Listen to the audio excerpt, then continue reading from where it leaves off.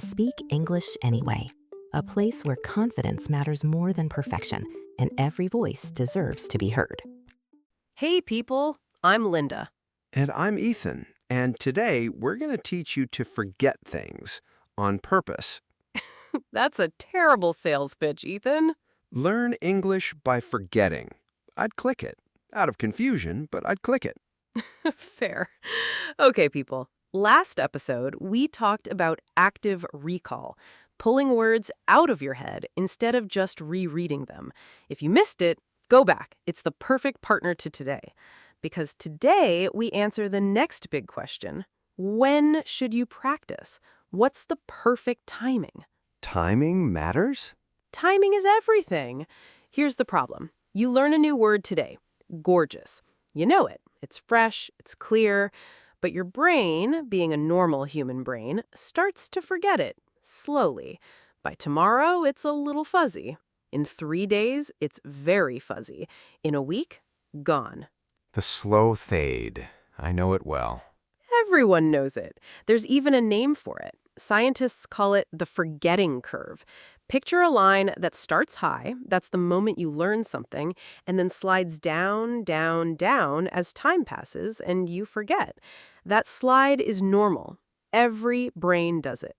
So forgetting isn't me being lazy, it's just physics. It's basically physics. Forgetting is not a flaw, it's how brains work.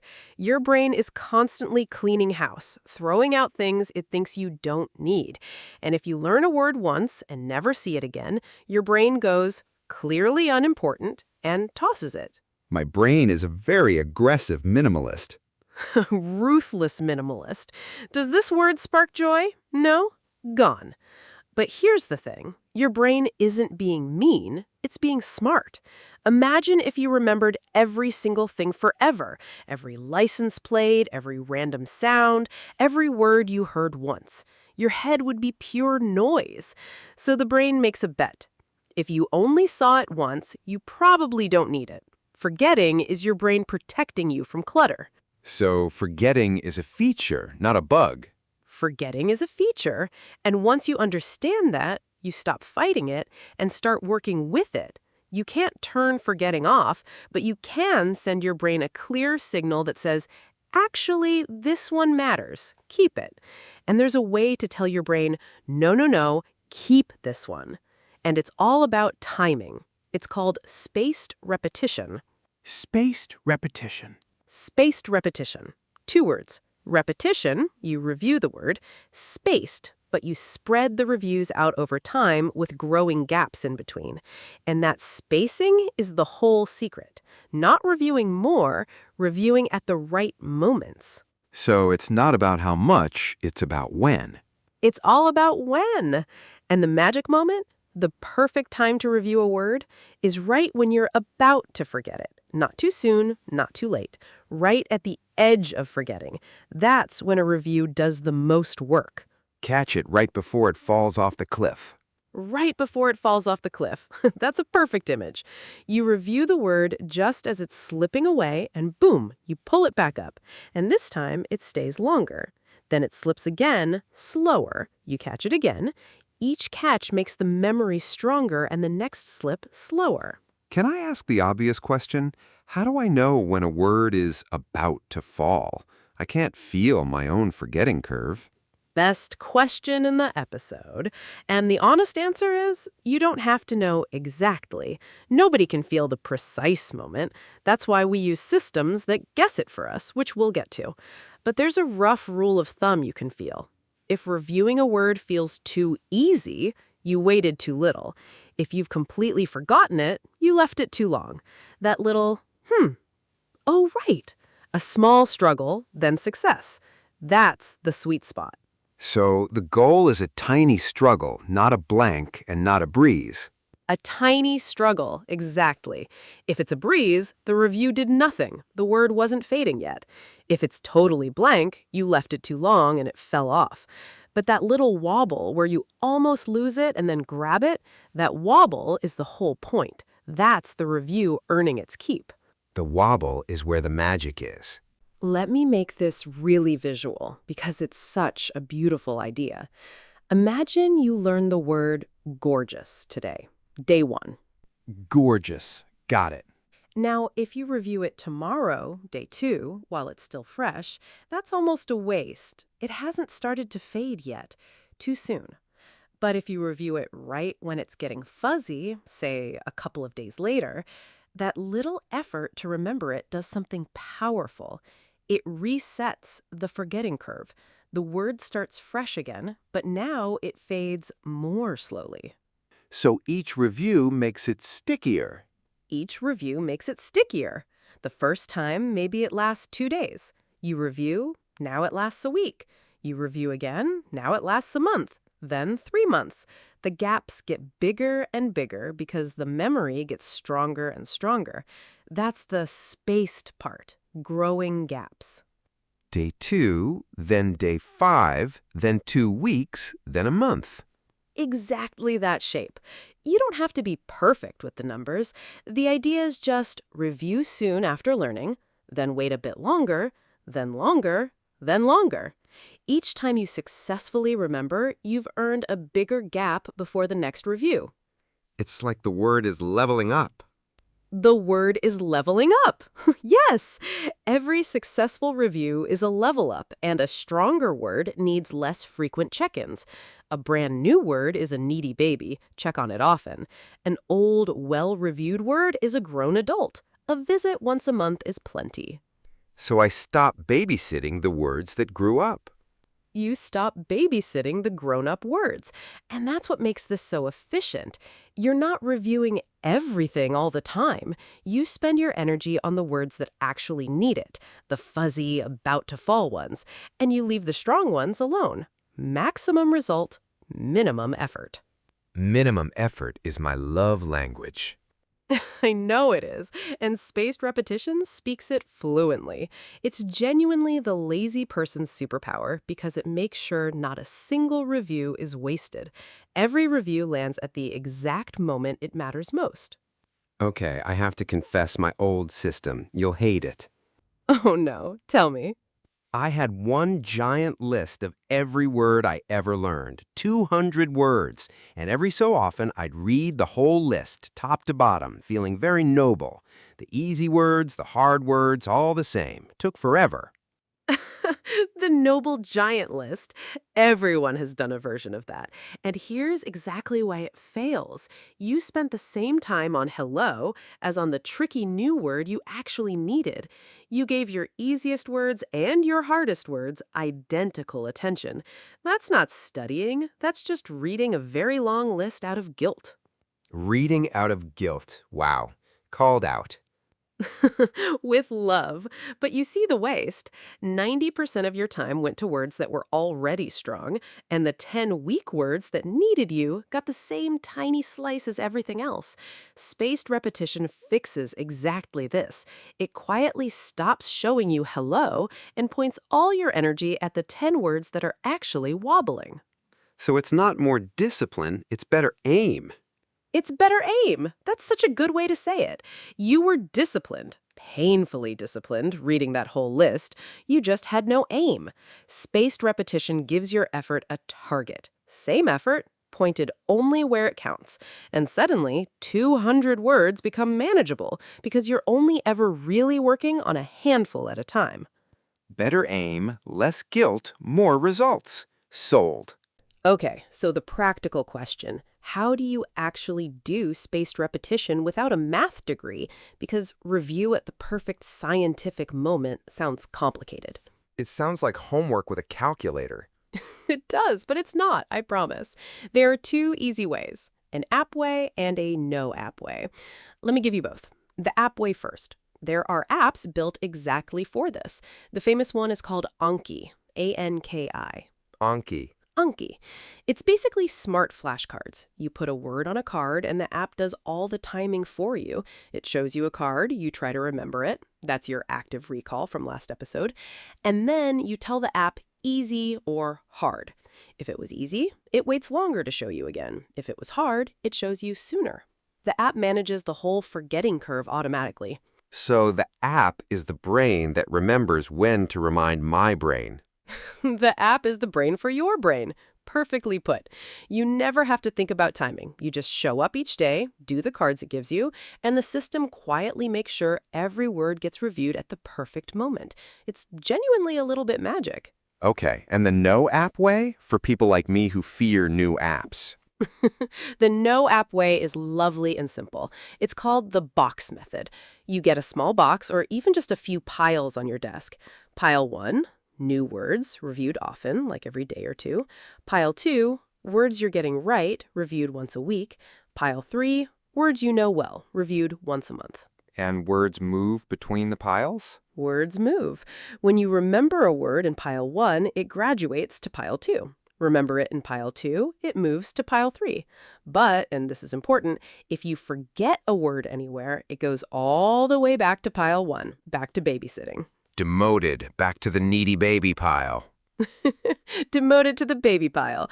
And that's fair. If you forgot it, it clearly needs more attention. So the box naturally sorts your words by how well you know them, and you spend your time where it's needed. Same idea as the app, just with paper in your own hands. I like the box. The box doesn't send me notifications. The box respects your peace. Pick whichever fits you. App if you like automatic and digital, box if you like physical and calm.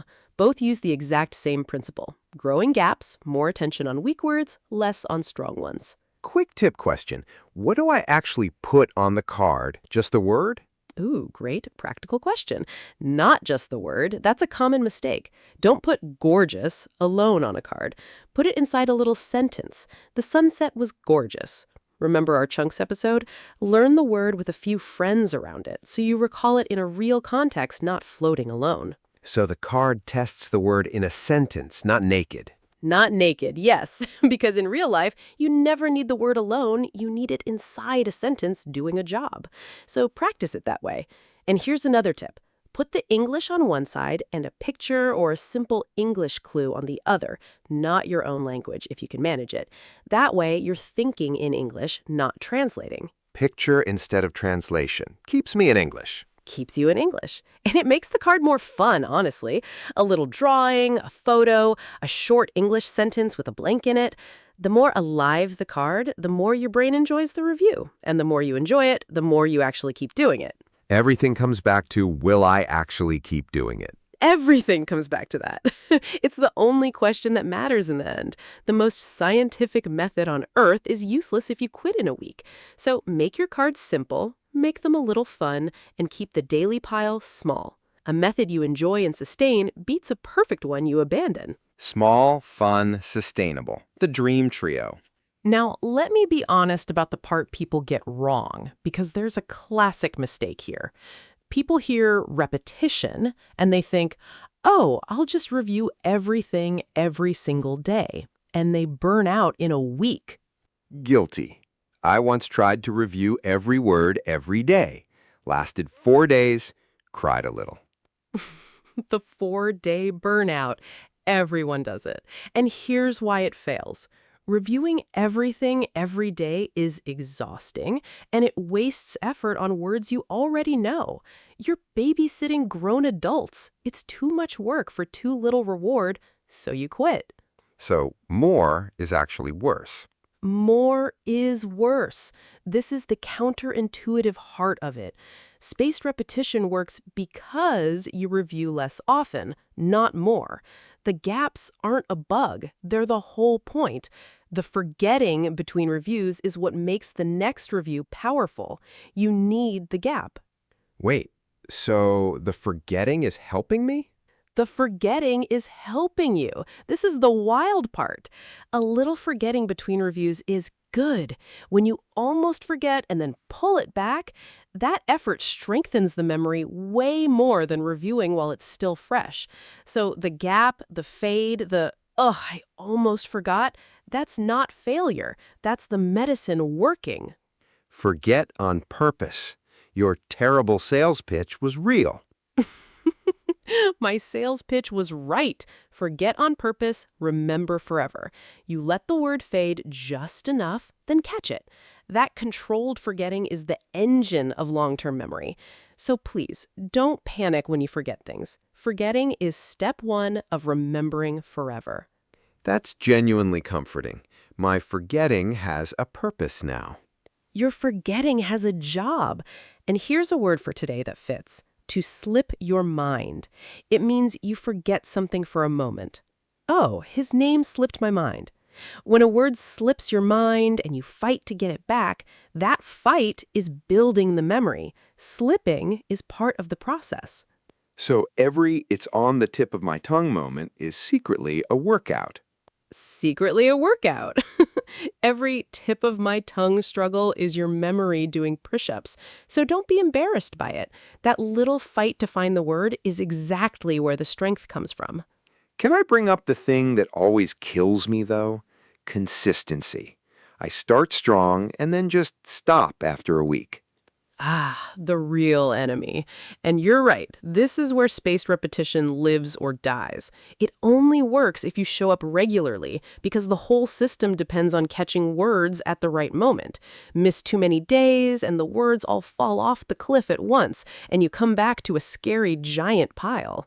Yes, the scary pile.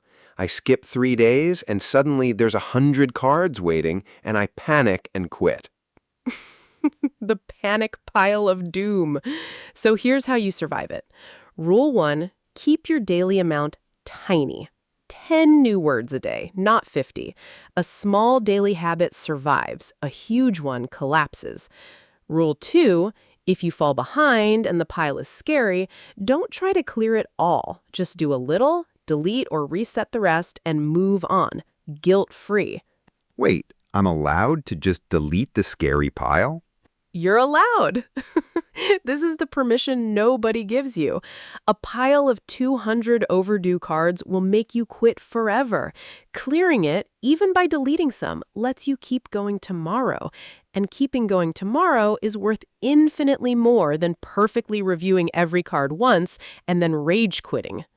Better to keep the habit than to keep every card.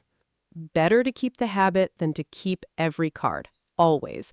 The habit is the treasure, not any individual word. You can always relearn a word. You can't relearn a habit you quit. So protect the habit above all. Keep it small, keep it kind, and forgive yourself the messy days. Protect the habit. Everything else is replaceable. Everything else is replaceable. And honestly, a calm 5 minutes a day, most days, will outperform any dramatic weekend cram session. Little and often, forever, gently. That's the shape of everything that actually works. Okay, people, let's pull this all together, because this one changes how you study forever. Here's the big idea. Your brain forgets on a curve, and you beat the curve with growing gaps. Growing gaps beat the curve. Growing gaps beat the curve. That's the whole episode. You learn a word, it starts to fade, that's normal, that's the forgetting curve, and instead of reviewing it constantly, you review it at the right moments. Soon after learning, then a bit later, then later, then later. Each review makes it stick longer. Catch the word right before it falls. Catch it right before it falls. The perfect review moment is when you're just about to forget. Too soon is a waste, too late, it's gone. Right at the edge. That's where a review does the most work and resets the curve. Use the app or use the box. Use the app or use the box. Anki if you want automatic digital flashcards that handle all the timing for you. The box method if you want calm, physical piles. New words reviewed often, known words reviewed rarely, and anything you forget goes back to the start. Same principle, your choice of style. And don't review everything every day. Don't review everything every day. That's the trap. More is worse. The gaps are the magic, not the enemy. Let words fade a little between reviews. That controlled forgetting is exactly what burns them into long-term memory. Less reviewing, better remembering. Forget on purpose, remember forever. Forget on purpose, remember forever. Your ridiculous pitch is our whole philosophy today. A little forgetting isn't your enemy. It's step one. When a word slips your mind and you fight it back, that fight is the memory getting stronger. So I can finally stop feeling bad about forgetting. Stop feeling bad about forgetting completely. It's not a sign you're failing. It's a normal, necessary part of the process. Everyone forgets. The winners are just the ones who review at the right time and let the gaps do the work. My brain, the minimalist, and I have made peace. You've made peace with your ruthless little minimalist, and now you know how to talk to it. Keep this one, said at exactly the right moment, again and again with bigger and bigger gaps. That's how a word goes from today's lesson to yours forever. And this pairs with last week, right? It pairs perfectly with last week. Think about it. Last episode, active recall was about how to review. Pull the word out of your head, don't just reread it. This episode, spaced repetition, is about when to review, at growing gaps, right before you forget. Put them together and you've got the whole memory machine. Pull it out at the right moment, again and again. The what and the when, a matched set. A matched set. Recall is the action, spacing is the timing. Neither is complete alone, but together, they're basically a cheat code for memory. Everything you actually want to keep in your English, this pair will keep. All right, take a breath, people. You just learned why you forget and the simple timing trick that makes English finally stay. That's a gift. Go forget something, then catch it. Go forget something, then catch it. Perfect. Okay. Time to wrap up. Every time, take care of your English. And take care of your heart. This is Linda. And this is Ethan. You've been listening to Speak English Anyway. Bye, everyone. Review a word today, then let it rest, and catch it again right before it slips away. And be kind to your minimalist brain. It's just trying.